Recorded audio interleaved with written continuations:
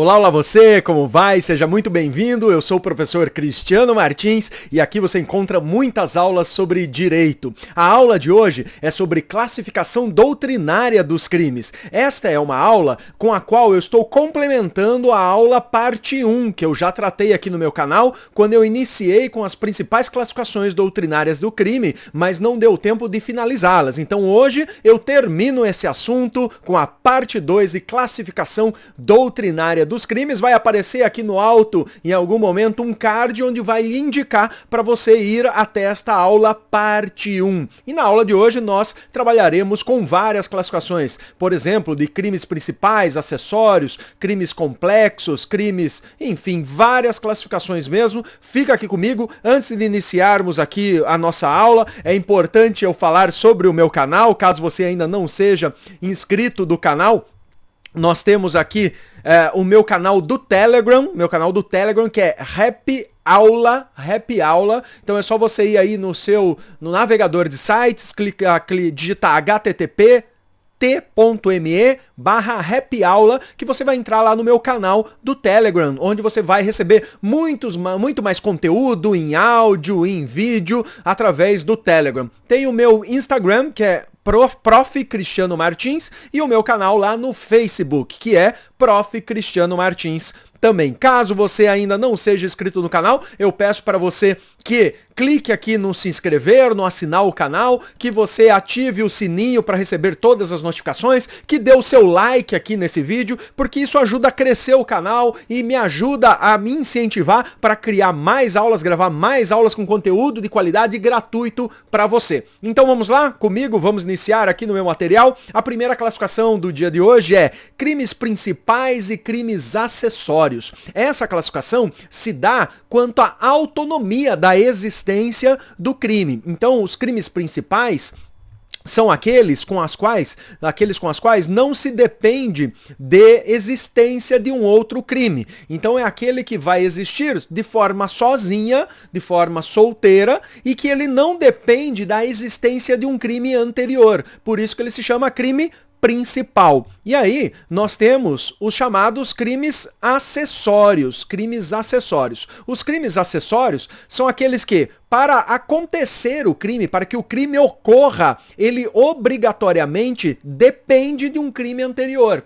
Ele precisa existir um crime anterior para que esse crime acessório ele exista. Se não ocorrer o crime anterior, o crime acessório não existe. Então, você vai ler o tipo penal, você vai ler lá a norma penal incriminadora, e caso você não encontre nenhuma referência, nenhuma menção a um crime anterior, isso quer dizer que o crime é principal. Agora, se na leitura da norma penal você encontrar esta referência, isso quer dizer que é crime acessório. Obviamente, a grande maioria dos crimes, eles são crimes principais. Um ou outro somente é que são crimes acessórios. Então vem aqui comigo ver alguns exemplos. O artigo 155 do furto diz: subtrair para si ou para outra em coisa alheia móvel. Você encontrou alguma referência a um crime que tem que existir anteriormente ao furto para que ocorra o furto?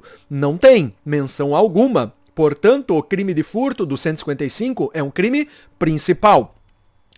Vamos ver agora o 180, um outro exemplo, e vamos ver se você descobre que crime que é esse, qual é a classificação. 180, que é o crime de receptação. Adquirir, receber, transportar, conduzir ou ocultar em proveito próprio ou alheio, coisa que sabe ser produto de crime, ou influir para que terceiro de boa-fé a adquire, receba ou oculte.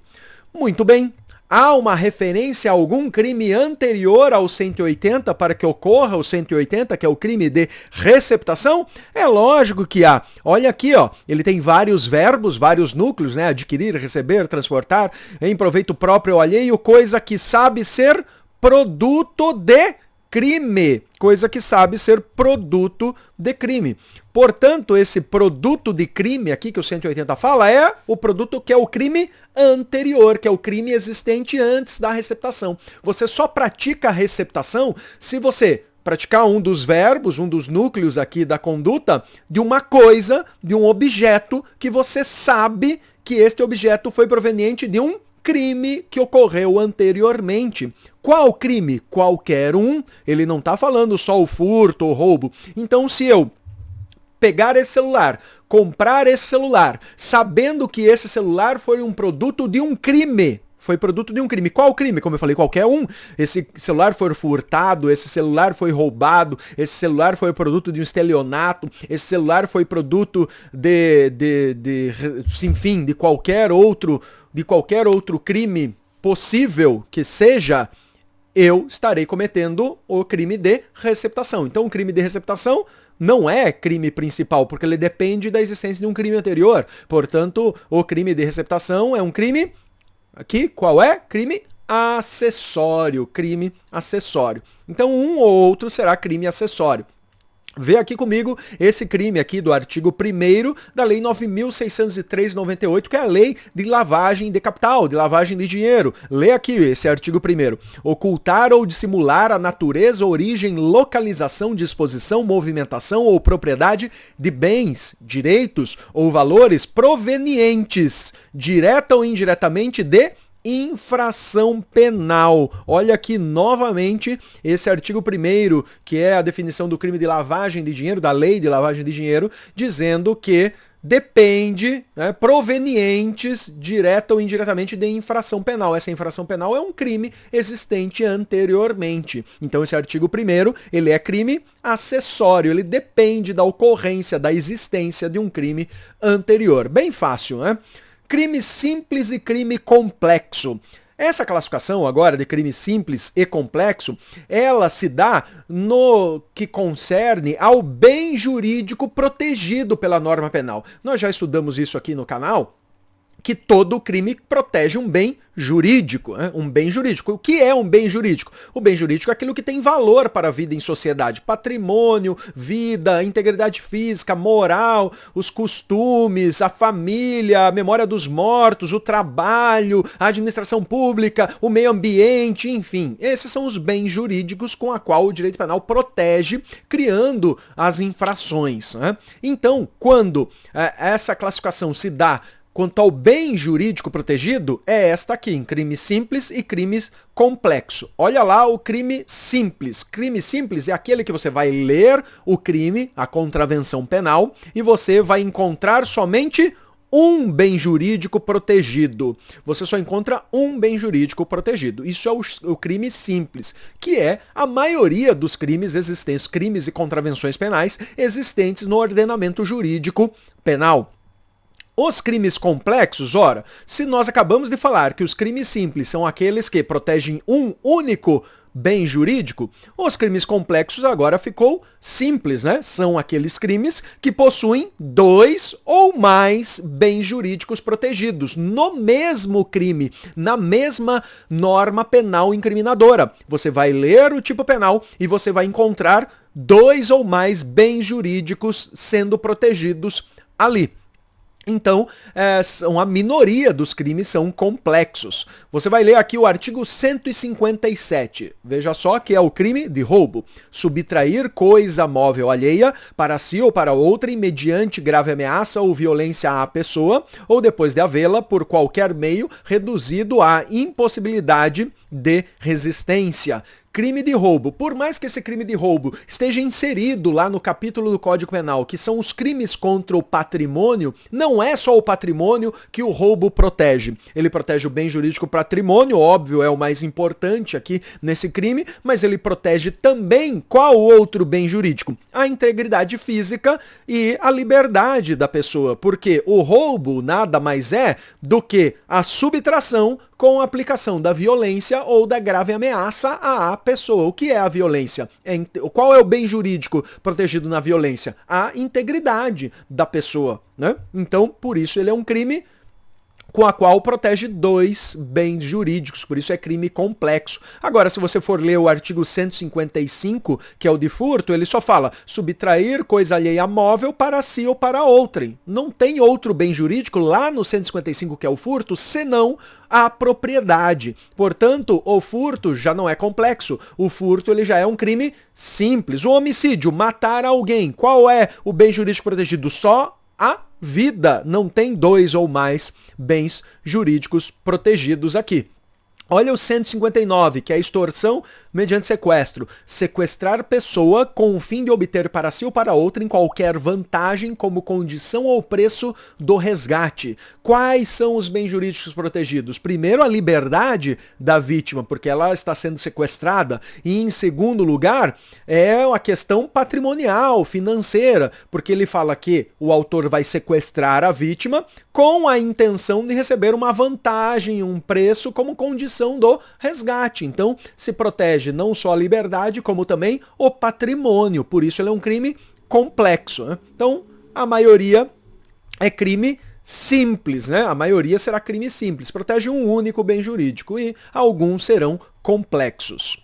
Vamos aqui para a próxima classificação: crime consumado, crime tentado, crime falho e crime exaurido. O crime consumado também é chamado de crime perfeito e o crime tentado também é chamado por alguns doutrinadores de crime imperfeito. E aí, essa classificação se dá no que se relaciona a análise do chamado iter criminis. Olha aqui no material, ó, iter criminis. Esse iter criminis, que é uma menção em latim para caminho do crime. O que é o caminho do crime? É todo o caminho percorrido pelo autor desde o surgimento da ideia do crime até a preparação para o crime, até ele praticar os atos executórios do crime, que é praticar a conduta, o verbo lá descrito no crime, até a consumação do delito. Então isso é o caminho do crime, que fica para uma próxima aula sobre iter criminis. A gente chega lá, tá?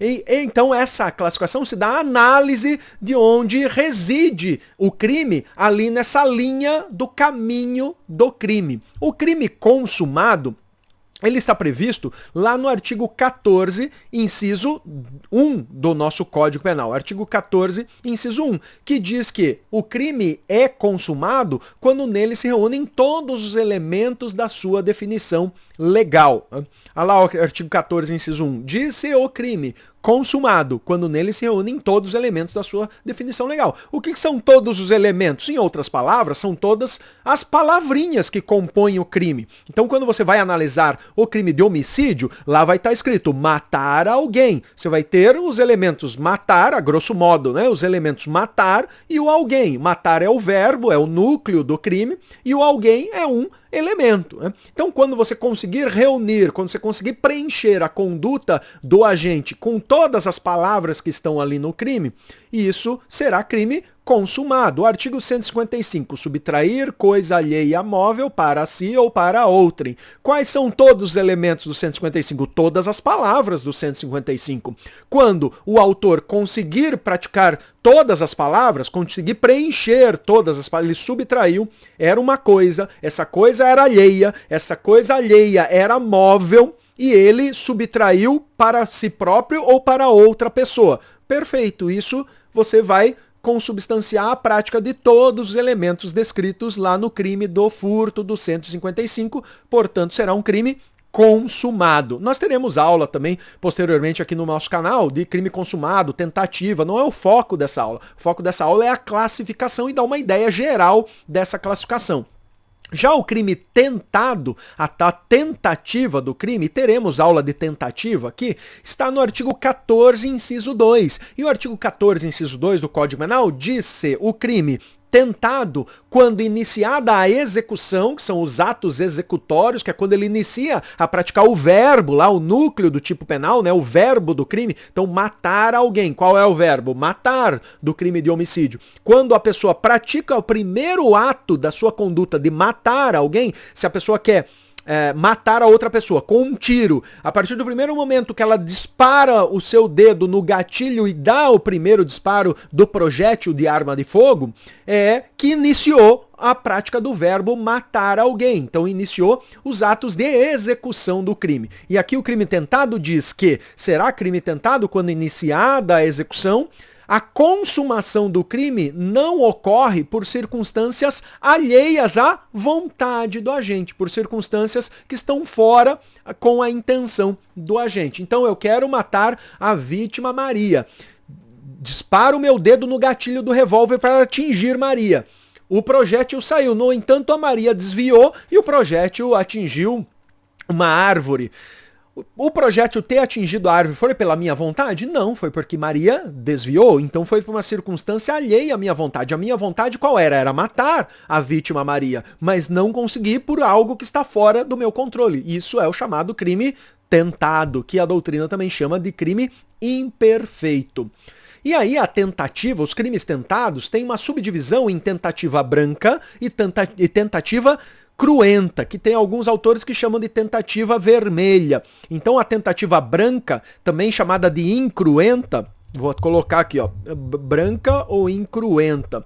E aí tem autores que chamam aqui de tentativa vermelha ou cruenta. O que é a tentativa branca ou incruenta? Bom, olha só o que leva branco e vermelho, né? Tentativa branca é quando o objeto material, não o bem jurídico, tá? O objeto material, e nós temos aula aqui sobre objeto do crime, vai aparecer um card aqui em cima, aula sobre objeto do crime, que são dois, objeto material e objeto jurídico, são situações bem distintas. O objeto material, o que que é? É a coisa ou a pessoa com a qual recai a conduta do crime. Então, nesse exemplo que eu dei de eu querer matar Maria com disparo de projétil de arma de fogo, qual é o objeto material do crime? É Maria, é a pessoa Maria, é o objeto material do crime. A tentativa branca é esse exemplo que eu dei. Disparei o projétil contra Maria e acertei a árvore. Eu consegui acertar o objeto material, que é a pessoa Maria? Não consegui acertar. Portanto, não acertei nada do objeto material. Não atingi. O objeto material continua igual do que antes da prática da minha conduta. Por outro lado, a tentativa vermelha ou tentativa cruenta é quando eu pratico a conduta de ato executório para atingir o resultado do crime com a qual eu tenho intenção, e esse meu ato executório atinge o objeto material, só que não ocorre a consumação do crime. Voltemos ao exemplo de eu disparar o projétil da minha arma contra Maria querendo matá-la. Disparo o tiro querendo matá-la, miro na testa, no meio da testa da Maria, e não sou o Gandia lá do... sou o policial, o chefe de segurança do Banco de Espanha, Gandia, querendo matar uma das integrantes da resistência do La Casa de Papel. Mirei em Nairobi, no meio da testa dela, Ágata, né? Mirei no meio do texto da Ágata, mais conhecida como Nairobi. Disparei o tiro, mas não consegui atingir, querendo matá-la, obviamente, né? No meio da testa vai matar. Não atingi a testa, mas atingi a orelha. Passou o tiro aqui na orelha e decepou um pedaço da orelha. Houve tentativa? Houve. Eu queria matar Nairobi. Não consegui matar a Nairobi, mas tirei um pedaço da orelha dela, ou seja, atingi a integridade física da vítima Nairobi. Isso foi tentativa? Foi. Eu queria matar, o resultado com a qual eu tinha na minha intenção era matar a vítima, não consegui a consumação da morte da vítima. Mas atingi o objeto material do crime, que é a pessoa de Nairobi? Sim, atingi. A integridade física dela foi afetada. Portanto, isso é uma tentativa vermelha, ou também chamado de tentativa cruenta. E nós temos mais uma classificação aqui, que é crime falho, o chamado crime falho. O crime falho é também chamado de tentativa perfeita ou tentativa acabada, que é quando o autor ele realiza todo o iter crimine. Todo o iter criminis, todo o caminho do crime que ele fez a previsão, ele praticou. Então eu queria matar Nairobi com disparos de arma de fogo e no meu tambor da arma, ou no meu pente da arma, que é mais chique, né? No pente da minha arma tinham 12 disparos, eu efetuei os 12 disparos contra Nairobi, atingi os 12 disparos contra o objeto material corpo de Nairobi, esgotei todos os atos executórios que eu havia previsto, que era disparar as 12 vezes, mas Nairobi, a vítima que eu queria matar, não morre. Então isso é um chamado crime falho, ou também chamado de tentativa perfeita. Houve a tentativa do crime, houve a tentativa de matar alguém, e eu esgotei todos os atos executórios que eu queria, mas mesmo assim não atingi o resultado. Isso é chamado de crime falho. Uma outra classificação que se dá é a chamada de crime impossível. O crime impossível está previsto lá no artigo 17 do Código Penal, que diz o seguinte: não se pune a tentativa quando, por ineficácia absoluta do meio ou por absoluta impropriedade do objeto, é impossível consumar-se o crime. Nós vamos ter uma aula aqui no meu canal só de crime impossível, mas vou dar um exemplo para vocês já saberem, pelo menos genericamente, o que é o crime impossível. Veja só, não se pune a tentativa por ineficácia absoluta do meio, não ocorre o crime. Nunca é impossível consumar-se o crime. Pressuponhamos que eu queria matar a vítima Nairobi com disparos de arma de fogo, peguei lá o revólver para matar Nairobi, peguei o revólver e cheguei lá na hora, disparei os tiros. No entanto, este revólver era um revólver de brinquedo, que eu não vi, me enganei na hora de pegar o revólver, peguei um revólver de brinquedo. Revólver de brinquedo, em algum momento, com tiro, vai matar alguém? Com disparo de projétil, em algum momento, vai matar alguém? Uma arma de fogo de brinquedo? Não, uma arma de brinquedo nunca pode matar alguém. Então, o meio que eu escolhi, ele é absolutamente ineficaz para isso. Vou responder, portanto, por tentativa do crime? Disparei lá, é arma de brinquedo e a Nairobi sai correndo. Isso é tentativa de homicídio? Se for acontecer só isso, né? Disparei o dedo no gatilho da arma de brinquedo, não vai sair, por óbvio, nenhum disparo. A Nairobi sai correndo, vai embora e eu não atinjo, não consigo matá-la, né? Com essa situação dos disparos da arma de brinquedo. Se acontecer só isso, vão responder pela tentativa? Não, porque isso é um crime impossível, um crime impossível. E tem também o crime impossível, a segunda parte do 17, por absoluta impropriedade do objeto. Já vimos o que é objeto do crime. Então, no homicídio, qual é o objeto material do crime mesmo? É o corpo, é a pessoa. Então, vamos lá, outro exemplo. Quero matar a vítima Nairobi com facadas. Olha aqui a faca. Não sei porque esta faca estava aqui no meu escritório, mas está aqui. Quero matar Nairobi com facadas de cozinha, com uma faca de serrilha de cozinha. Chego na hora à noite em que ela está dormindo, entro no quarto dela e dou 10 facadas no peito de Nairobi para matá-la. Tô parecendo o Chuck, o boneco assassino. E disparo não, né? Desfiro golpes contra o peito de Nairobi para matá-la. Dou lá 20 facadas. Eu tava nervoso. Dei 20 facadas no peito dela e vou embora. Depois, no outro dia, quando as pessoas vão lá, veem que Nairobi está morta e acham que ela morreu pelas facadas porque está ali os vestígios. No entanto, a Nairobi já tinha falecido 5 horas antes por infarto, quando ela estava dormindo. E quando eu desferi os golpes, não havia mais vida. Nairobi já estava morta. Então, qual é o objeto do crime? O objeto material do crime mesmo é Nairobi, é a pessoa, é o corpo da vítima.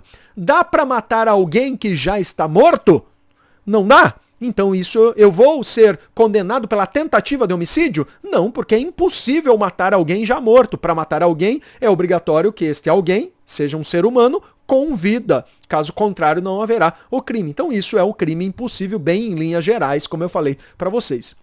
E por último, nessa classificação aqui, nós temos o crime exaurido. Crime exaurido. Esse exaurimento do crime, essa nomenclatura, exaurimento do delito, é quando já ocorreu a consumação, já consumou. O crime já está na sua modalidade consumada, não é mais tentativa, já atingiu a consumação. No entanto, o bem jurídico continua a ser atacado. O bem jurídico continua a sofrer algum resultado da minha conduta, da conduta do autor. Então, o exemplo clássico de exaurimento do crime são nos crimes formais. Os crimes formais, que são aqueles que o tipo penal descreve conduta e descreve o resultado. E para atingir a consumação, basta a prática da conduta. Não é obrigatório atingir o resultado para a consumação dos crimes formais. Isso eu lecionei na parte 1 da aula aqui de classificação dos crimes. Então, exemplo, né, no 159, que é extorsão mediante sequestro.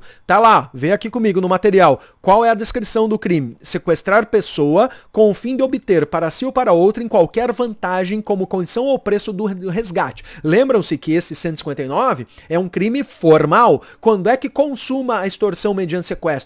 Quando sequestra a vítima ou quando a pessoa recebe a vantagem como condição ou preço do resgate? Crime formal, ele consuma a consumação com a prática da conduta somente. Mas veja só, se eu sequestrei alguém com o fim de obter uma vantagem como condição ao preço do resgate, consumou só com o sequestro. Se eu receber o preço ou a condição ou a vantagem para o resgate da vítima, já consumou. No entanto, esse recebimento da vantagem como condição ou preço do resgate, isso é exaurimento, isso é mero exaurimento do crime. Então isso é o crime exaurido, é aquele que mesmo depois de se consumar, ainda assim continua ferindo o bem jurídico. Então os crimes formais, que descreve conduta e resultado, sempre quando o crime formal atingir o resultado, ele já está consumado, não está? Atingindo o resultado, isso será trabalhado como exaurimento, como o crime exaurido. Para consumação, pouco importa. Mas na hora da dosimetria da pena, na hora que o juiz for passear lá entre o mínimo e o máximo da pena abstrata, aí sim vai importar, porque o crime exaurido formal é muito mais grave do que só o crime consumado com a prática somente da conduta, ok? Vamos lá para mais uma classificação: crimes unissubsistentes e crime plurissubsistentes. Essa classificação se dá quanto à possibilidade de divisão dos chamados atos executórios. Então tem crime que não dá para dividir o ato executório. O ato executório, que é a prática do verbo, do núcleo lá do crime, da descrição da conduta. Se não houver a possibilidade de se fracionar, da pessoa praticar vários atos executórios daquele crime, haverá a prática do crime com a prática de um ato só. Isso é chamado de crime unissubsistente, né? Uni de um só, subsistente. Então são aqueles que a conduta típica, os atos executórios, não admite repartição, não admite fracionamento. Se não admite fracionamento, vai haver tentativa do crime? Vamos ver isso. Então, olha lá, qual é o exemplo de crime unissubsistente? Olha aqui o crime de injúria. Vamos ler o artigo 140. Injuriar alguém ofendendo-lhe a dignidade ou o decoro. Isso é a injúria, que em linhas gerais são os xingamentos direcionados à vítima, né? Então, se eu for xingar alguém com palavras de baixo calão, como dizia a vovó, eu for xingar alguém, e aí eu falar o seguinte, eu vou xingar daquele nome feio, ô seu filho da... E aí no meio do caminho eu falo, ô seu filho da boa mãe. Eu posso responder pela tentativa da injúria? Dá para eu fracionar, dá para eu subdividir a conduta de injúria verbal? Não dá. Ou você injuria verbalmente ou você não injuria. Não dá para haver tentativa de injúria verbal, porque a injúria verbal é um crime unissubsistente. Só se pratica com um único ato executório. Não dá para subdividir, né? Portanto, ou há a consumação da injúria verbal ou não ocorrerá o crime de injúria verbal. A injúria no meio, na modalidade, praticado com o modo de execução verbalmente. Ok? Então esse é um crime unissubsistente, que a grande minoria dos crimes, eles são unissubsistentes. A maioria você pode dividir, poderá há a possibilidade de dividir os atos executórios. E aí, essa classificação é a outra que sobrou, que são os crimes plurissubsistentes. Então, os crimes plurissubsistentes são aqueles com a qual se pode fracionar os atos executórios. Vejamos aqui, olha lá. Contém uma conduta que admite fracionamento. E se admite fracionamento, nos crimes plurissubsistentes ocorre a possibilidade de tentativa. O homicídio, matar alguém. Dá para eu praticar homicídio com vários atos executórios? Dá? Ó, o exemplo que eu dei nesta aula. Quero matar a vítima com um tiro.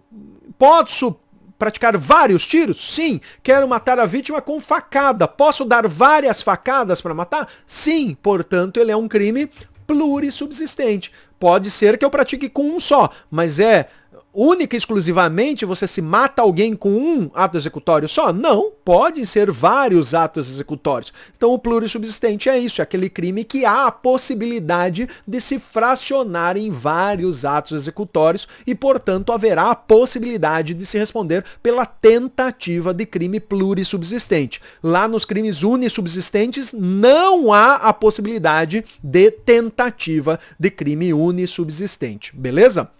Mais uma aqui, crime de forma livre e crime de forma vinculada. Essa classificação se dá a forma com a qual se pratica o crime, os meios que são descritos lá na leitura do crime, de como esse crime pode ser praticado. Veja só, crime de forma livre, o próprio nome dessa classificação já nos traz a explicação dele. São aqueles crimes que a ação ou omissão, a conduta, pode ser feita de forma livre, de diversas maneiras. É aqueles que podem ser praticados com várias modalidades. E a maioria dos crimes são crimes de forma livre. O homicídio, matar alguém.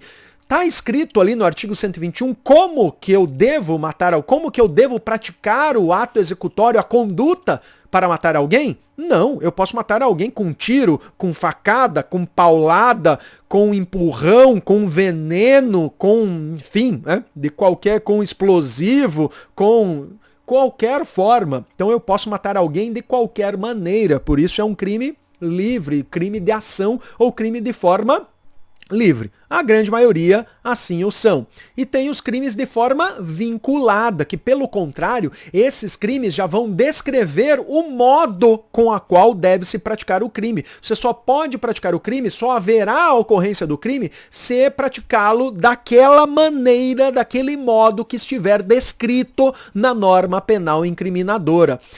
Por isso o nome, crime de forma vinculada, ele vincula de forma taxativa. De forma taxativa quer dizer esgota. Se não praticar daquele jeito que está descrito do crime, não haverá aquele crime descrito. Então vejamos só, matar alguém, já falamos que o matar alguém é livre, pode praticar de qualquer forma. Agora, um exemplo excelente para nós trabalharmos é o artigo 149 do Código Penal, que é o crime de redução à condição análoga à de escravo, ou também chamado pela doutrina de crime de plágio. Não tem nada a ver com o plágio daquele de copiar alguém, sem dar os devidos créditos. O artigo 149, ele antes de uma reforma realizada em 2003, ele era um crime de forma livre. Depois de 2003, houve esse projeto de lei 10.803 que mudou esse crime do 149, transformando em crime de ação vinculada, crime de forma vinculada. Vejamos aqui, como era antes de 2003. Antes da modificação em 2003, a descrição dessa norma penal incriminadora era assim, o 149. Reduzir alguém à condição análoga à de escravo. Está descrevendo como eu devo reduzir alguém à condição análoga, parecida com a de escravo? Não está descrevendo nada, nenhum modo, nenhuma forma de praticar esse crime. Agora, com a reforma em 2003, olha como ficou o 149. Reduzir alguém à condição análoga de escravo, quer submetendo-o a trabalhos forçados ou a jornada exaustiva, quer sujeitando a condições degradantes de trabalho, quer restringindo por qualquer meio sua locomoção em razão de dívida contraída com o empregador ou preposto. E agora, dá para praticar esse crime de qualquer forma? Não, você só pratica o crime do 149 se, única e exclusivamente, se submeter a vítima a trabalhos forçados ou submeter a vítima a jornada de trabalho exaustiva, ou submeter a condições degradantes de trabalho, ou restringir por qualquer meio sua locomoção, em razão de dívida contraída com o empregador ou preposto. Então o crime virou de ação vinculada, um crime de forma vinculada, com a qual o legislador nos traz quais são as maneiras, os modos, as formas exclusivas, taxativas de se cometer este tipo de delito. Bem fácil, né? E aí, os crimes de forma vinculada ainda eles têm uma subdivisão. Nós temos os crimes de forma vinculada cumulativa. Veja só, crime de forma vinculada é aquele com a qual o tipo penal descreve como você pratica o crime. E agora cumulativa. Cumulativa quer dizer que está acumulando, está adicionando coisas a mais. Então o tipo penal ele vai exigir que o autor do crime pratique mais de um verbo. Exemplo aqui é o 169, parágrafo único, inciso 2 do Código Penal, que é o crime de apropriação indébita de coisa achada. Faz a leitura aqui comigo. Quem acha coisa alheia, perdida, e dela se apropria, total ou parcialmente. Olha aqui, ele descreveu já uma modalidade, uma forma, um modo de praticar esse crime. Achar a coisa alheia perdida e dela se apropriar. Só isso? Não. Aí ele continua. Deixando de restituí-la ao dono, ou legítimo possuidor, ou de entregá-la à autoridade competente dentro do prazo de 15 dias. Então o crime preveu duas formas vinculativas para que haja a ocorrência desse crime. Achar a coisa alheia e perdida e pegar para mim. Achei esse celular na rua. Ah, que celular bonito, celular bom, né? Vou pegar pra mim. Tem 3 câmeras, olha que bonitinho, vou ficar pra mim. E pego, me apropriei, peguei pra mim e levei pra casa. Só isso é a prática desse crime? Não. Além de eu me apropriar de a coisa perdida e achada, eu ainda tenho que praticar o quê? Olha a parte final ali. Deixar de restituir ao dono ou legítimo possuidor ou de entregá-la à autoridade competente no prazo de 15 dias. Então achei, me apropriei, levei para casa e não fui procurar o dono, sabendo quem era o dono, descobrindo quem era o dono do celular. Ou mesmo se eu não descobrir, não entregar lá na delegacia esse objeto, eu pratiquei o crime de apropriação indébita de coisa achada. Lembra da frase achado não é roubado? Não é roubado mesmo. Roubo é o 157. Achado e não devolvido no prazo de 15 dias, seja para o dono da coisa ou seja para a autoridade pública, é a prática do 169, inciso 2.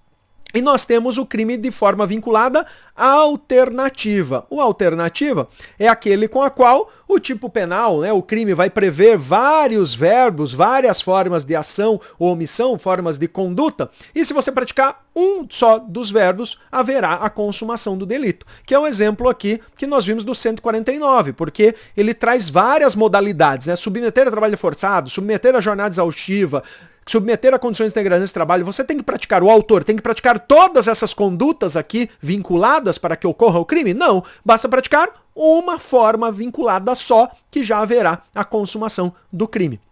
Por isso ele é um crime de forma vinculada à alternativa, né? Há uma alternatividade da prática de qualquer um deles. Vamos lá para um próximo crime de ação simples e crime de ação múltipla. Aí essa classificação se dá quanto à quantidade de verbo, quanto à quantidade de núcleos, verbos descritos lá no crime. A maioria é crime de ação simples. Você vai fazer a leitura e vai haver a descrição de um verbo só. Homicídio, matar alguém. Quantos verbos tem? Portanto, quantos núcleos tem? Um só, que é o matar. O furto, 155, subtrair coisa. Quantos verbos tem? Um só. Um verbo só. Portanto, crimes de ação simples. Já o crime de ação múltipla, que é a minoria, são aqueles crimes com a qual você vai fazer a leitura da norma penal incriminadora e você vai encontrar 2 ou mais verbos a serem praticados, possíveis de serem praticados pelo autor. Então pega o artigo 122. Induzir ou instigar alguém a suicidar-se ou a praticar automutilação ou prestar-lhe auxílio material para que o faça. Quantos verbos tem? Olha lá. Induzir o primeiro, instigar o segundo e prestar-lhe auxílio ou terceiro. Então são 3 verbos aqui previstos. O crime de receptação. Adquirir, receber, transportar, conduzir ou ocultar em proveito próprio ou alheio, ou influir para que terceiro adquire, receba ou oculte. Então são 5 os verbos previstos aqui no 180. Basta a prática de um só, né? Mas o tipo penal ele prevê 5 verbos. o tráfico de drogas, lá da lei de drogas, da lei 11.343 de 2006, o artigo 33, salvo me engano, são 18 verbos, são vários verbos lá. Olha aqui, importar, exportar, remeter, preparar, produzir, fabricar, adquirir, vender, expor à venda, oferecer, ter em depósito, transportar, trazer consigo, guardar, prescrever, ministrar, entregar a consumo ou fornecer drogas. Ainda são vários os verbos, não tem um verbo só, né? Mas mais uma classificação: crime doloso, crime culposo, crime préter-doloso. Também a aula não é especificamente sobre isso, sobre dolo, culpa, mas essa é uma classificação do crime. Então não vou me aprofundar nesse tema, a aula não é sobre dolo e culpa.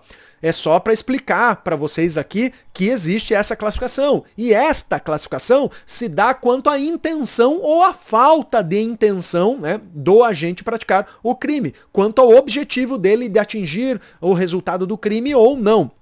O crime doloso é aquele que está previsto lá no artigo 18, inciso 1 do Código Penal, que diz o seguinte: diz-se o crime doloso quando o sujeito quer ou assume o risco de produzir o resultado. Isso é o crime doloso. Então, quando a gente fala em dolo, quer dizer que é quando o autor tem a intenção de atingir o resultado do crime. Conforme eu falei, a aula não é sobre dolo, a aula é sobre classificação. Nós teremos aula aqui no canal específica sobre dolo, que é um assunto bem extenso.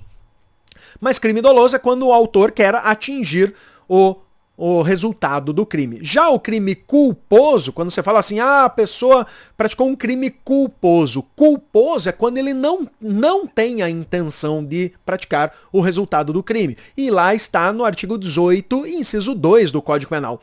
Disse o crime culposo quando o sujeito dá causa ao resultado por imprudência, negligência ou imperícia, que são as três modalidades da culpa, né? Que é a famosa cagada. Quando dá cagada, a pessoa não queria praticar o crime, por cagada, por ser descuidado, acabou ocorrendo um resultado criminoso. Eu não queria matar ninguém, estava aqui limpando a minha arma. No entanto, na hora de limpar a arma, disparou aqui na minha mão e atingiu a pessoa que estava ao lado e acabei matando. Uma cagada, eu não tinha dolo, não tive intenção de matar ninguém, portanto, isso foi um crime culposo, tá?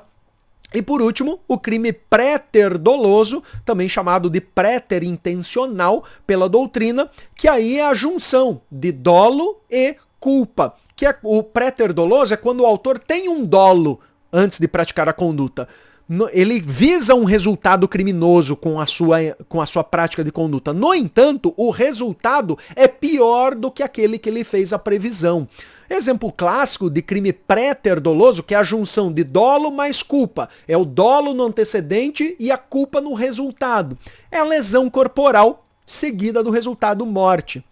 Se eu quero dar um soco na vítima João, eu tô com vontade de quebrar a cara dele, mas só quero quebrar a cara dele, não quero matá-lo. Desfiro um soco na cara de João, no entanto, com uma força tamanha que João se desequilibra, acaba caindo na calçada, bate a cabeça na calçada e morre em decorrência de bater a cabeça na calçada.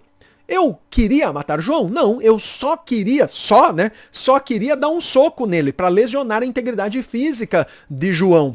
No entanto, o resultado foi lesão corporal? Não, o resultado foi pior, o resultado foi mais grave do que aquele que eu tinha o dolo. O resultado foi por dolo? Não, o resultado foi por culpa. Então, a lesão corporal seguida de morte é chamada de préter-doloso. Não é só esse o exemplo, tá? O exemplo tem várias outras modalidades de crime préter-doloso. O que importa no préter-doloso é que o autor pratica a conduta com dolo, com a intenção de atingir um resultado. No entanto, por culpa, como consequência, ele acaba atingindo um resultado mais grave do que aquele que ele fez a previsão, que é o exemplo aqui do 129, parágrafo 3º. A lesão corporal, eu tinha intenção de lesão corporal, no entanto, atingi algo mais grave que a lesão corporal, que foi o resultado morte.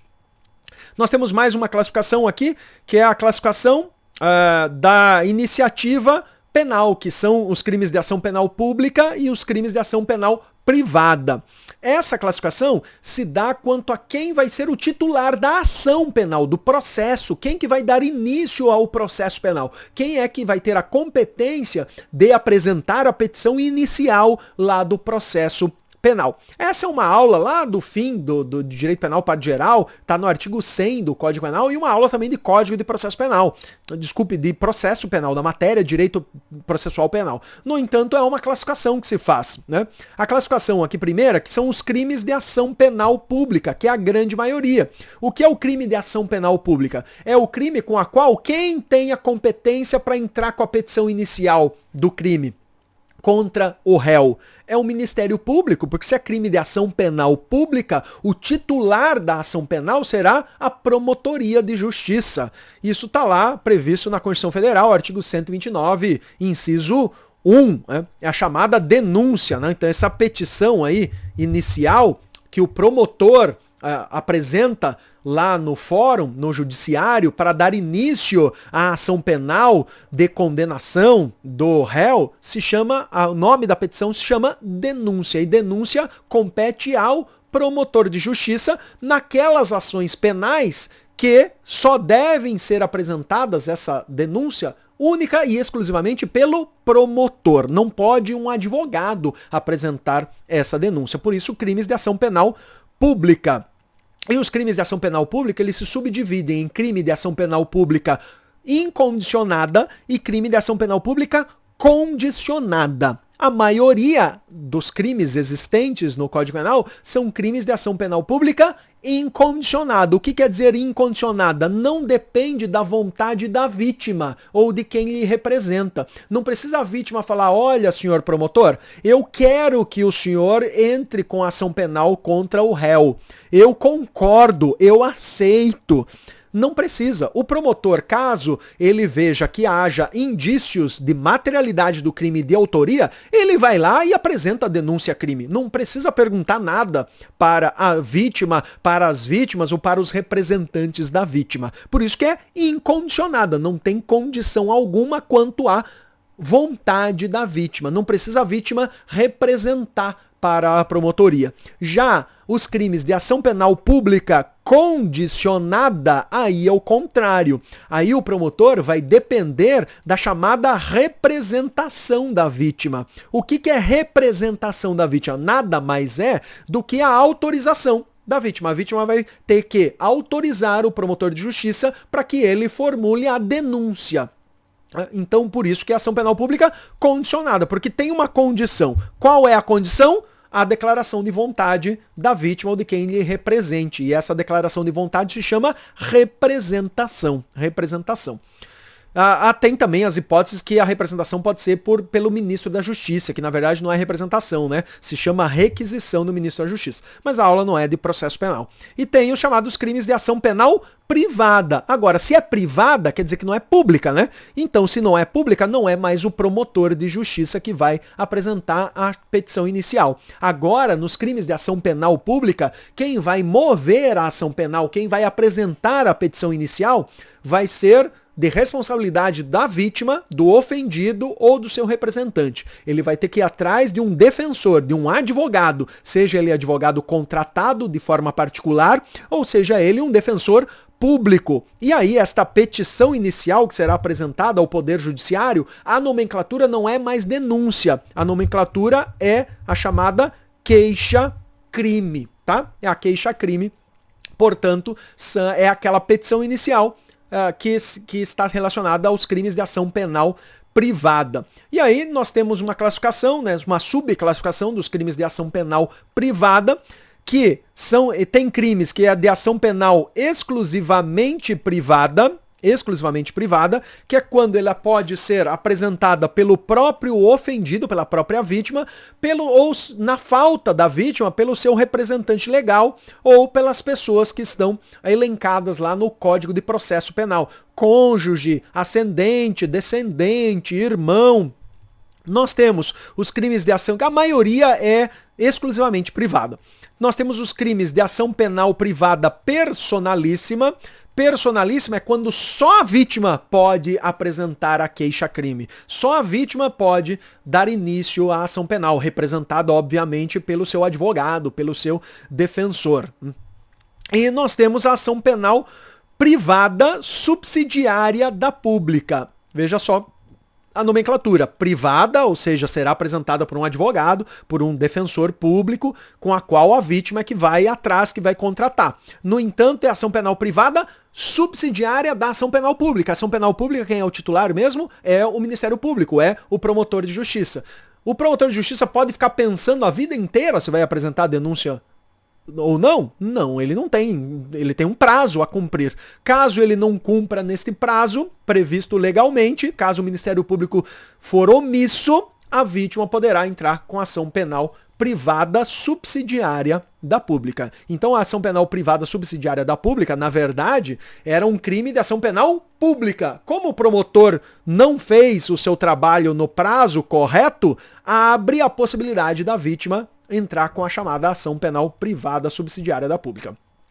Nós temos aqui os crimes simples, outra classificação, né? Eu esqueci de colocar em vermelho.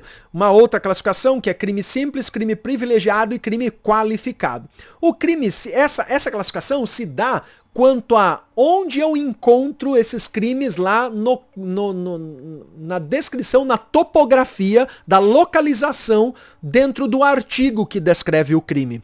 O crime simples é aquele que encontra na forma básica, na forma mais simples, que é o caput. O caput é o cabeçalho ali do crime. Então, no cabeçalho é onde estará a forma simples do crime. O cabeçalho é aquele que vem logo após, artigo 121, matar alguém. Esse é o caput, esse é o cabeçalho do crime, tá? Aqui, ó, caput. Aqui. Caput. O chamado privilegiado são aqueles que encontram-se em algum parágrafo, vai ter algum parágrafo lá, não vai estar no cabeçalho, no caput, então vai ter algum parágrafo, ou uma linha, ou um inciso, né? Parágrafo é aquele símbolozinho, agora não tô achando, aqui, achei, é esse símbolozinho aqui no código, né? Que você, se um S com uma bolinha no meio, vai estar em algum parágrafo, ou em algum inciso, que é algarismo, né? Ou em alguma linha que é em letras minúsculas, né? A, B, C. Então, esse crime privilegiado vai estar normalmente em parágrafo, ok? Com a qual a pena vai ser menor do que a pena da modalidade simples. Então, lá na modalidade simples, vai ter a pena de 6 a 20 anos. E um exemplo. E aí o crime privilegiado vai ser o mesmo crime, no entanto, com uma pena menor do que aquela na modalidade simples. Essa pena menor pode ser que tenha um novo mínimo, um novo máximo, ou pode ser que tenha um percentual reduzindo. Então pode ser assim, reduz-se a pena em 1/3, diminui-se a pena em 1/3, em metade, em 2/3. Então sempre quando a pena for menor do que a do caput, seja com um novo mínimo ou um novo máximo menor do que a do caput, ou então com um percentual de redução da pena, isso será um crime privilegiado. E aí nós temos os crimes qualificados. Onde estarão os crimes qualificados? Da mesma forma, você vai encontrar a qualificadora também num parágrafo, num inciso, ou numa alínea. Normalmente será num parágrafo, mas você vai encontrar também inciso e alínea. Só que a qualificadora agora, ela terá uma pena maior do que aquela prevista no caput. Então haverá um novo mínimo e um novo máximo maior, né? Maior do que aquela pena prevista lá no caput. Por isso que é qualificado, é mais grave a prática do crime qualificado. Vamos pegar um exemplo aqui do crime do 289. Que eu coloquei aqui, que é o crime de moeda falsa. Olha aqui o caput, que é a modalidade simples. Falsificar, fabricando ou alterando a moeda metálica ou papel moeda de curso legal no país ou no estrangeiro. Pena de reclusão de 3 a 12 anos e multa. Então essa é a modalidade simples, que é o caput, cuja pena é de 3 a 12 anos e multa. Veja o parágrafo 2º. Quem, tendo recebido de boa fé como verdadeira moeda falsa ou alterada, a restitui à circulação depois de conhecer a falsidade, é punida com detenção de 6 meses a 2 anos e multa. Então aqui tem uma nova pena. Essa pena é maior ou é menor que o caput? 6 meses a 2 anos, está aqui no parágrafo. 3 a 12 está no caput, a modalidade simples. Assim sendo, esse parágrafo 2º é um crime privilegiado, porque a pena é menor do que a do caput. Vamos ver aqui o parágrafo 3º, olha lá. Parágrafo 3º, do mesmo crime, é punida com reclusão de 3 a 15 anos e multa, o funcionário público ou diretor, gerente ou fiscal de banco de emissão que fabrica, emite ou autoriza a fabricação ou emissão. Blá, blá, blá, blá. Essa pena do parágrafo 3º é maior ou é menor que o do caput? Agora é maior. 3 é igual, né? O mínimo é igual. No entanto, o máximo é 15 anos, então é maior. Sendo a pena maior, o que é esse parágrafo 3º? É uma qualificadora, é o crime qualificado, ok? Esse é um exemplo também muito bom. Artigo 121 é outro que dá pra gente trabalhar aqui, ó. Vou abrir aqui o meu código no artigo 121. A gente sempre trabalha com 121, né? Olha ali, no próprio 121, nós temos lá, olha lá, homicídio simples. Aqui já até está dizendo, ó, o simples, que é o caput. Matar alguém, reclusão de 6 a 20 anos. Olha o parágrafo 1º. Se o agente comete o crime impelido por motivo de relevante valor social ou moral ou sob domínio de violenta moção, logo em seguida a injusta provocação da vítima, o juiz pode olha lá, reduzir a pena de 1/6 a 1/3. Então o que é isso aqui? O que é este parágrafo? Esse parágrafo 1º é uma redução de pena. Portanto, se é redução de pena, volta aqui no material, é crime privilegiado. Lembra que eu coloquei aqui, ó? Se a pena do caput for reduzida e também em percentual, será também privilegiadora. Agora vamos ver o parágrafo 2º aqui do 121. Olha o parágrafo 2º. Homicídio qualificado. O próprio nome também já está trazendo. Se o homicídio é cometido mediante paga ou promessa de recompensa, furto, emprego de fogo e veneno, olha a pena. Reclusão de 12 a 30 anos. Essa pena é maior ou menor do que a modalidade simples prevista no caput? É maior, né? 12 a 30, enquanto no caput é 6 a 20. Então nós temos aqui na qualificadora um novo mínimo e um novo máximo de pena. Maior do que a modalidade simples, portanto é crime qualificado, é uma qualificadora do crime. Ok? Bem fácil de entender.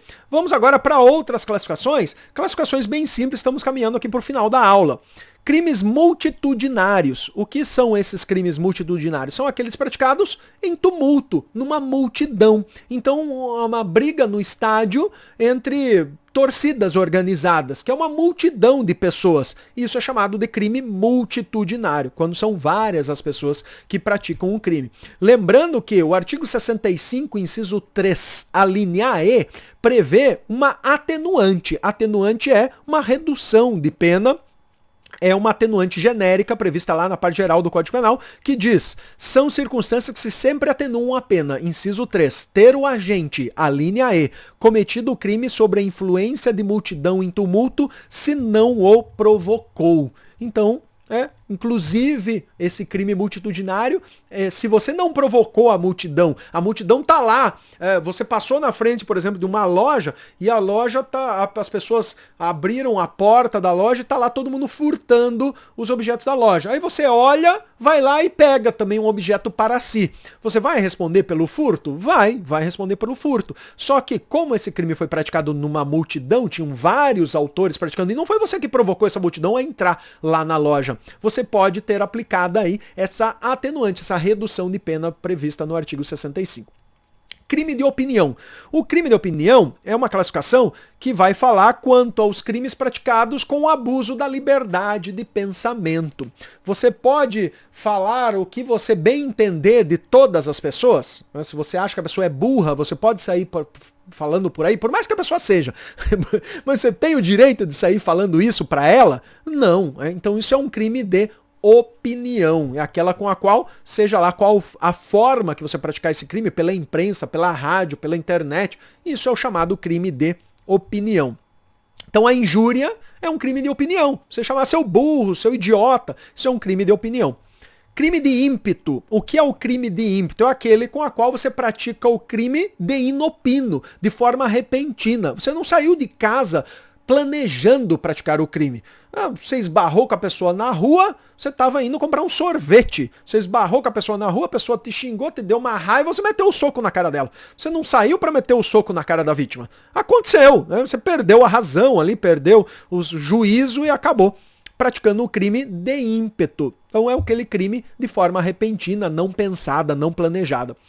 Crime à distância, ou também chamado crime de espaço máximo. Os crimes à distância são aqueles que o iter criminis, o caminho do crime que eu expliquei aqui no início da aula, ela vai atingir 2 ou mais países. Você inicia a prática do crime na Argentina e termina a prática do crime no Brasil. Isso é o chamado crime à distância. Lembrando que o crime à distância, quanto a lugar do crime, tem aula aqui também no meu canal, quanto a lugar do crime, vai aparecer um card aqui em cima.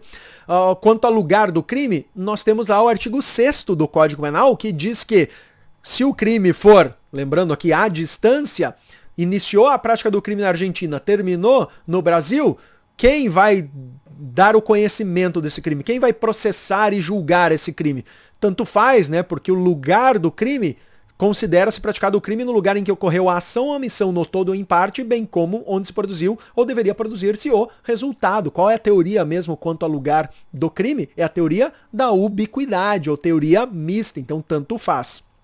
Crimes plurilocais. Os crimes plurilocais, diferentemente dos crimes à distância, agora, são aqueles com a qual o iter criminis, o caminho do crime, ele atinge toda dentro do Brasil. No entanto, com comarcas distintas. Inicia a prática do crime numa comarca e termina em outra comarca judiciária. Se acontecer isso, isso é o chamado crime plurilocal. E aí qual vai ser a comarca que terá competência para processar o autor do crime? Isso já é uma matéria lá de processo penal. A título de curiosidade, se ocorrer um crime plurilocal, a competência, nesse caso, será firmada pelo local em que houve a consumação do crime. É o artigo 70, caput do nosso Código de Processo Penal. Os crimes de tendência. Crimes de tendência são aqueles que você vai depender da análise da intenção, do subjetivo do agente.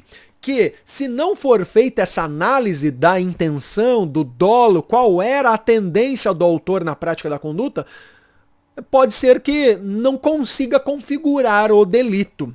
Exemplo de um crime de tendência. O artigo 215, a violação sexual mediante fraude. Faz a leitura aqui comigo. Ter conjunção carnal ou praticar outro ato libidinoso com alguém mediante fraude ou outro meio que impeça ou dificulte a livre manifestação da vontade da vítima. O que é mediante fraude?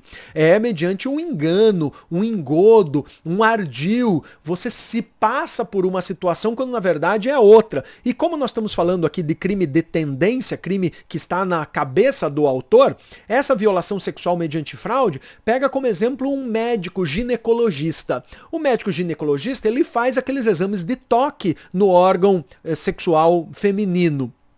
Portanto, ele pode praticar um ato libidinoso, quer dizer, tocar o órgão sexual feminino com uma intenção libidinosa, com uma intenção de satisfazer a sua lascívia, o seu desejo sexual? Sim. No entanto, ele está ali no exercício da sua profissão. Como é que você vai descobrir que ele praticou violação sexual mediante fraude com um ato libidinoso de passar a mão de forma libidinosa no órgão sexual feminino? Só se você identificar essa intenção, esta tendência, esse subjetivo do autor. Então isso seria um exemplo de crime de tendência, que depende da análise da tendência. Crime de impressão. Crime de impressão é aqueles que provocam uma intenção, um estado anímico na vítima. A vítima fica modificada psiquicamente, subjetivamente. E aí nós temos os crimes de impressão, de inteligência, que é quando a vítima ela se engana com a conversa, com o engodo, com o ardil do autor. Acabei de dar um exemplo aí, a violação sexual mediante fraude praticado pelo ginecologista. É um delito de inteligência. A vítima ali, a mulher, está ali achando que ela está fazendo um exame de toque, né, do ginecologista, quando na verdade não está. Então a vítima foi enganada. Né? A vítima foi enganada. O estelionato é outro. Eu conto uma história para a pessoa entregar o celular para ela e a pessoa entrega o celular achando que está numa situação de boa fé, quando na verdade não estava. Eu enganei e para auferir a vantagem. Isso é um crime de impressão de inteligência.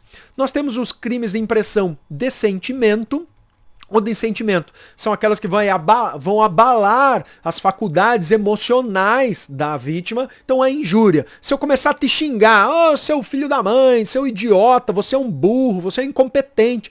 Se você ficar com o seu estado subjetivo anímico abalado, isso é um crime de sentimento. Você vai ficar com o seu sentimento, com a sua impressão abalada. E aí nós temos os delitos de vontade. Os delitos de vontade são aqueles que a vítima vai ser forçada a algo. O seu subjetivo, a sua vontade vai ser forçada a algo. Então, o crime de constrangimento ilegal, que é quando eu, com violência ou ameaça, forçar a vítima a fazer, deixar de fazer ou que eu faça algo. Os crimes falimentares é uma classificação que se dá contra os crimes previstos lá na Lei de Falências, que é a Lei 11.101 de 2005. E aí tem vários exemplos de crimes de falência cujos artigos estão lá dentro dessa Lei 11.101. Então, com essa classificação de crime de falência, você vai ter várias outras classificações. Os crimes contra o meio ambiente são aqueles crimes que estão lá previstos na Lei 9.605 de 98, que são os crimes específicos na Lei Especial dos Crimes contra o Meio Ambiente. Então, assim, da mesma forma como eu tenho essa classificação com a Lei Especial, você vai ter outras classificações. A classificação dos crimes, das contravenções penais. Ok, a classificação que se diz daquelas condutas que estão previstas na Lei de Contravenções Penais, Decreto-Lei 3688 de 1941. Os crimes a prazo, essa classificação é interessante. O que são os crimes a prazo? Aqueles em que, para ocorrer o crime, depende do lapso temporal, depende que se passe um prazo que vai estar descrito na norma. Obrigatoriamente, para que o crime ocorra, tem que transpassar um prazo. Exemplo, então. A lesão corporal grave do parágrafo 1º, inciso 1. A lesão corporal do caput, na modalidade simples, não. Ofender a integridade corporal ou a saúde de outrem. Não tem prazo nenhum aqui no caput, né, na modalidade simples. No entanto, na qualificadora do parágrafo 1º, olha só.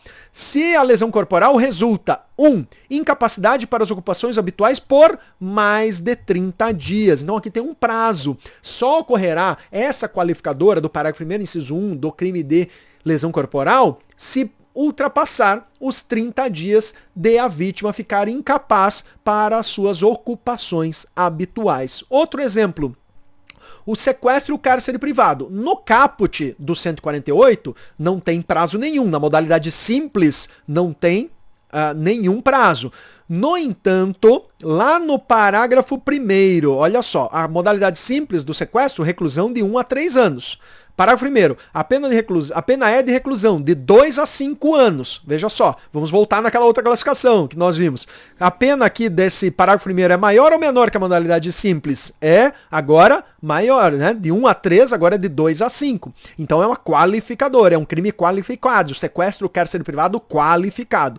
E aqui, olha lá o inciso 3. Se a privação da liberdade dura mais de 15 dias. Então tem um prazo aqui, que são os mais de 15 dias. Isso é crime a prazo, porque a descrição do crime prevê obrigatoriamente que ocorra esses mais de 15 dias para eu responder pelo sequestro ou cárcere privado qualificado pela qualificadora do parágrafo 1º, inciso 3 do artigo 148. Então sempre quando você vê em qualquer artigo, em qualquer crime, essa previsão de prazo mínimo é um crime a prazo. A apropriação de coisa achada, a gente também já estudou na aula de hoje, que é aquela com a qual a pessoa achou o celular que não é dela na rua, levou para si e ultrapassou os 15 dias aqui, ó, e não entregá-la à autoridade competente dentro do prazo de 15 dias. Não devolvi para o dono do celular ou lá na delegacia no prazo de 15 dias. Então tem um prazo mínimo. Você tem 15 dias para pensar o que você vai fazer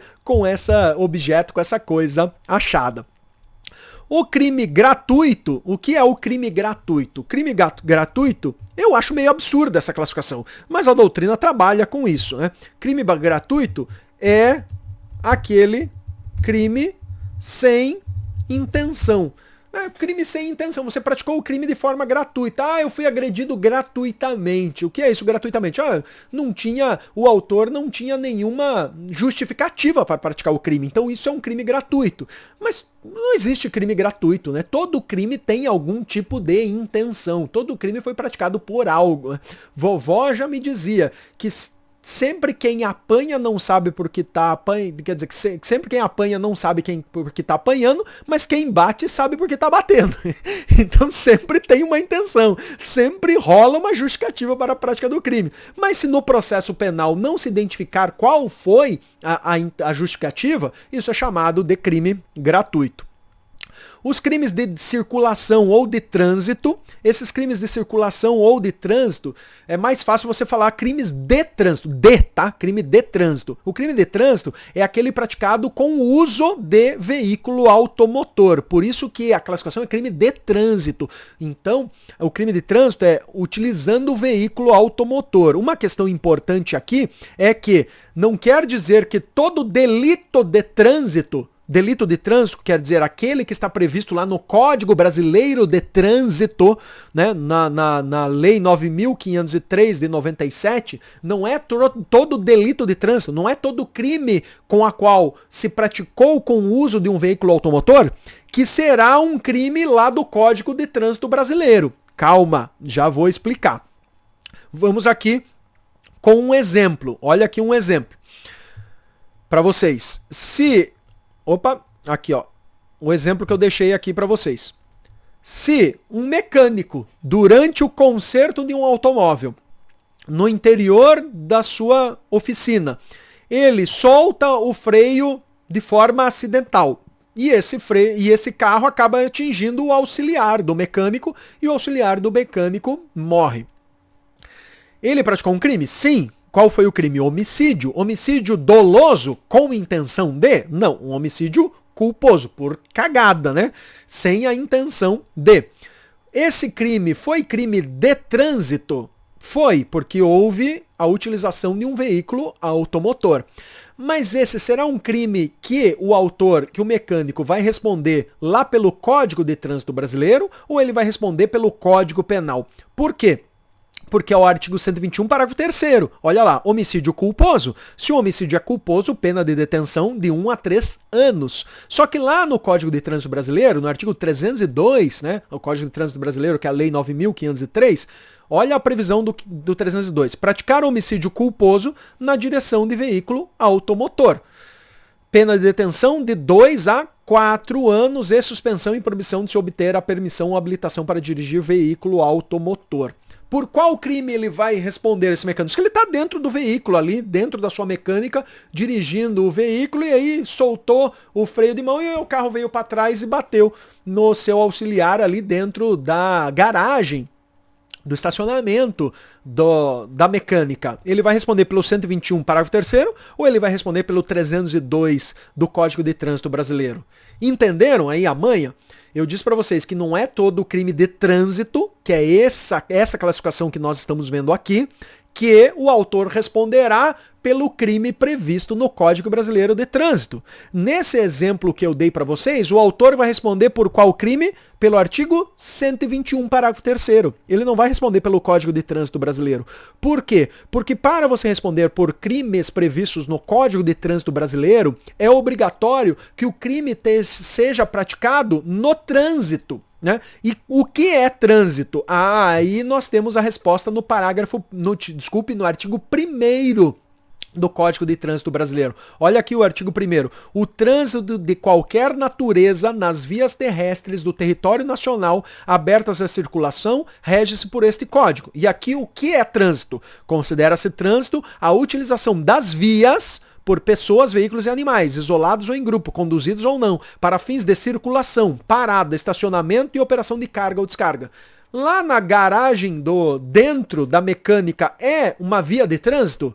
Não é. Se não é uma via de trânsito, não vai responder pelo crime específico do Código de Trânsito Brasileiro. E a classificação que nós estamos estudando aqui é a classificação de crimes de trânsito, que é aqueles praticados com o uso de automóvel. E isso não quer dizer que todo delito praticado com o uso de automóvel ocorrerá numa via de trânsito, numa via.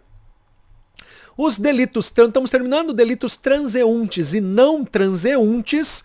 Essa classificação, o que são os delitos não transeuntes? São aqueles crimes com as quais eles deixam vestígios. O crime vai deixar indícios, vestígios, vai deixar provas materiais que podem ser investigadas no inquérito policial pela Polícia Civil ou pela Polícia Federal, dependendo da natureza do crime.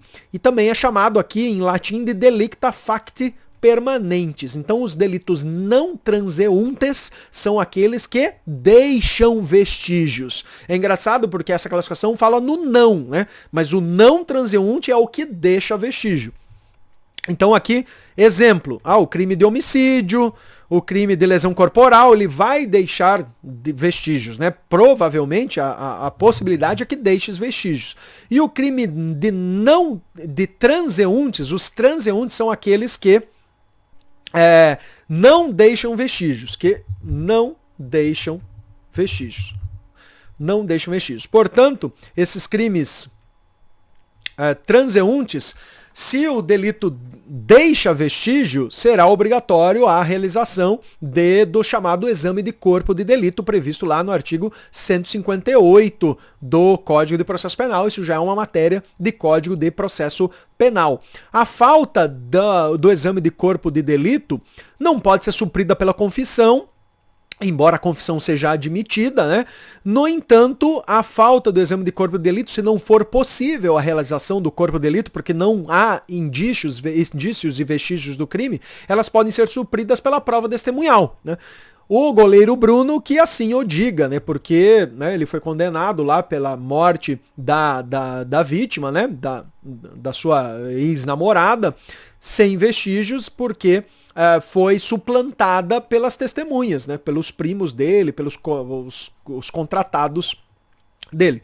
E aí tem crimes que não deixam vestígios mesmos. Os crimes de calúnia, difamação, injúria. Por exemplo, o crime que se eu começar a te xingar que você é um safado, você é um sem vergonha, você é um burro, quais são os vestígios que a polícia vai investigar? Quais são os indícios materiais que a polícia vai achar disso? Não existe, né? Não existe. Então isso é uma classificação aí de crime que não deixa vestígios.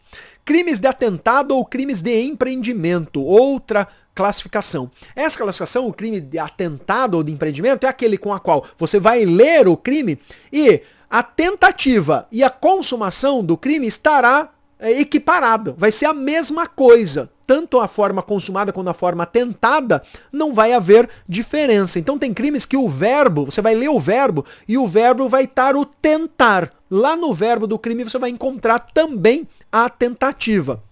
Exemplo aqui, o artigo 352 do Código Penal. Olha só, evadir-se tudo bem, está descrevendo uma conduta aqui. Ou tentar evadir-se. Então ele está descrevendo também a tentativa como verbo. E o que nós falamos lá, a tentativa? A tentativa é você querer praticar a conduta, mas não atingir a consumação. Já aqui a tentativa está na própria descrição do tipo penal. E ele equipara você se evadir, o preso se evadir lá da medida de segurança detentiva, ou tentar evadir é a mesma coisa, é a prática do mesmo crime com a mesma pena, tá? Então esse é o crime de atentado.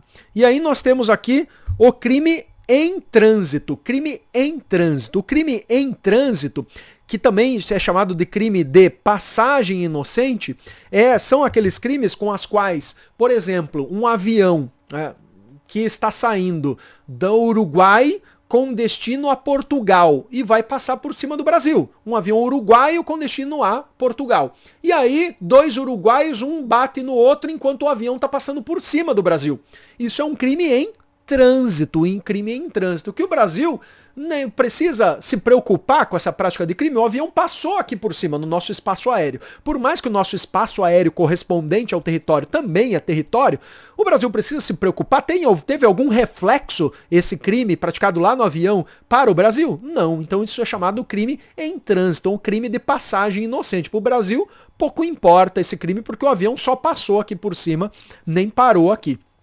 Quase crime.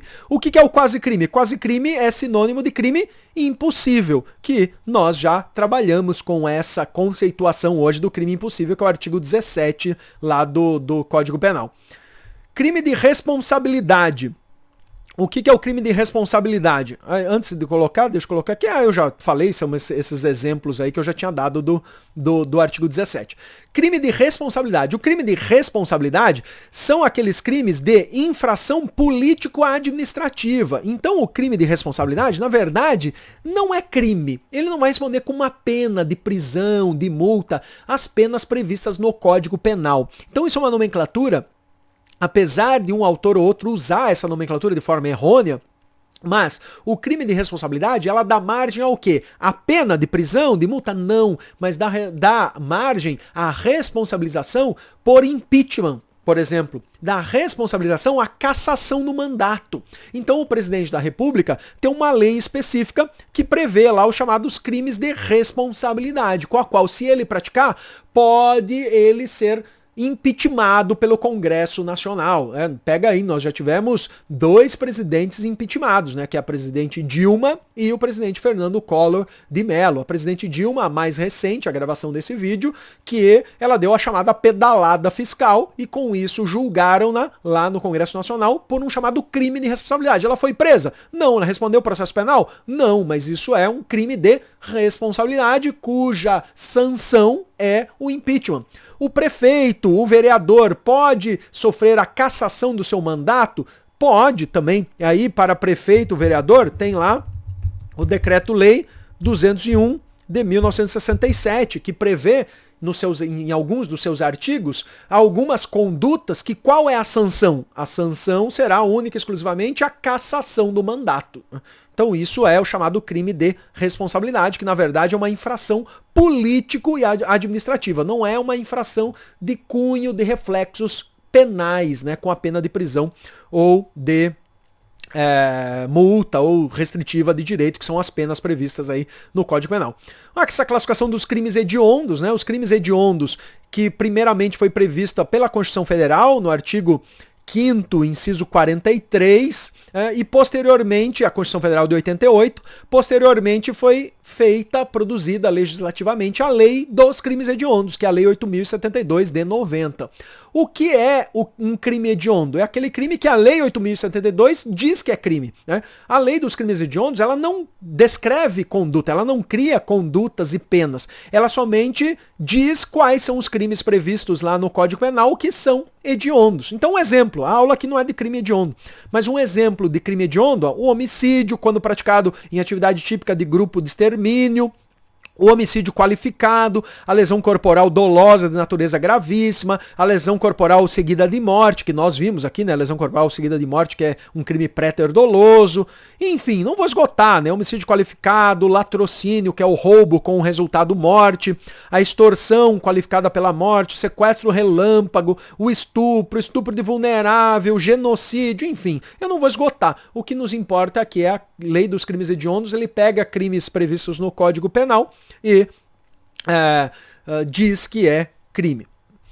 Quais são crimes, né? O crime putativo ou imaginário. Aqui o nome já diz, né? Crime imaginário. O que é? Aquele crime que existe só na cabeça do autor. Na verdade, não há crime. Efetivamente, não há crime nenhum. Mas na cabeça do autor, ele acha que ocorre o crime. E aí nós temos algumas modalidades desse crime imaginário. O crime putativo por erro de tipo.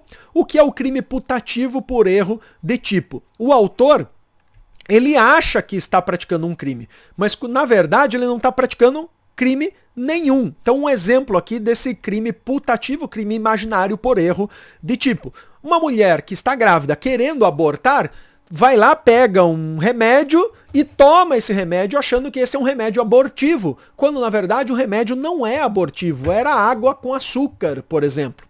Mas deram para ela dizendo que era um remédio abortivo. Na cabeça dela, ela tá praticando um crime, que é o aborto. Mas na verdade não tá ocorrendo aborto nenhum. Então é um crime imaginário por erro. Ela acha que há crime, mas na verdade não o há. Ou então porque ela nem tá grávida, né? Ela nem tá grávida, é uma gravidez psicológica. Também é um crime putativo por erro de tipo. Nós temos um outro crime que é o crime putativo por erro de proibição. A pessoa, na cabeça dela, ela acha que o que ela está praticando é um crime. Na cabeça dela, ela acha que tem um artigo que prevê a sua conduta como criminosa. Mas, na verdade, não há artigo nenhum prevendo a prática da conduta dela como criminosa. Então, por exemplo, a pessoa ela vai se prostituir. E na cabeça dela, ela acha que prostituição é crime, que ela não pode cobrar para praticar sexo ou atos libidinosos. E no Brasil não é crime você se prostituir, é crime o rufianismo, que é o cafetão, né? O cafetão se aproveitar das outras pessoas. É crime a casa de prostituição, manter casa de prostituição. No entanto, a pessoa que se prostitui não pratica crime nenhum, mas ela se prostitui achando que ela está praticando algum crime, e quando na verdade ela não está praticando crime algum. Então isso é um crime putativo por erro de proibição. Um outro exemplo clássico é se o pai mantém relações sexuais com a filha maior de idade e a filha concorda com isso. O pai e a filha quer. A filha tem mais de 18 anos, para nós excluirmos aqui o estupro de vulnerável, né? É maior de idade, consente e na cabeça deles eles estão praticando um crime. Quando, na verdade, essa relação incestuosa, com os dois consentindo e tendo capacidade, não é crime. Não é crime. Não está previsto no Código Penal como crime. Então isso também é um crime imaginário por erro de proibição. Na cabeça deles é proibido isso. Na cabeça deles há um crime, mas na verdade não há. E nós temos o crime putativo, crime imaginário, por ação do agente provocador, né? Que é quando o sujeito ele pratica uma conduta induzida por um terceiro, né? O terceiro diz para ele, faz com que na cabeça do outro pratique-se o crime. Então, crime imaginário por ação do agente provocador. Ele é provocado a praticar um crime. Então, um exemplo aqui é o policial, ele provocar a prática de um crime. O policial ele vai lá num local em que é conhecido que há furtos, e aí ele chega lá, tem pessoas que são suspeitas de praticar furto, e ele finge que está bêbado e fala, onde eu tô? Pô, eu tô aqui cheio de dinheiro na carteira, será que você pode me ajudar? E cai no chão, e na verdade a pessoa vem pra furtá-la, pra pegar a carteira, e aí ele dá voz de prisão. Isso é um crime imaginário porque o agente provocou. O policial já estava ali única e exclusivamente para provocar a prática do crime. E isso é o crime putativo por a ação do agente provocador. E para o nosso Supremo Tribunal Federal, isso não há crime, não há crime. Tem lá a súmula 145 do Supremo Tribunal Federal, que diz que não há crime quando a preparação do flagrante pela polícia torna impossível a consumação. Que é o exemplo que eu dei. A polícia foi lá e preparou o flagrante, né? Fez todas as condições para o crime e fez surgir na cabeça do autor do crime para ele praticar o crime. Isso é flagrante preparado. Flagrante preparado não pode, né? Acabamos de ver aqui a súmula 145. Só pode o flagrante esperado, que a polícia ficar esperando o momento certo da pessoa praticar o crime. Isso pode, mas isso é um assunto para uma aula de direito processual penal. Com isso, terminamos classificação dos crimes. As nossas 2 aulas aqui de classificação dos crimes finalizou agora. Muitíssimo obrigado pela sua audiência, por você assistir a minha aula. Eu peço que você dê o like aqui no vídeo, isso ajuda o canal. Se inscreva nos meus canais, no Facebook, no Instagram e no Telegram também. E acompanhe o meu canal aqui para as minhas próximas aulas. Um grande beijo, muitíssimo obrigado, até a próxima. Tchau, tchau.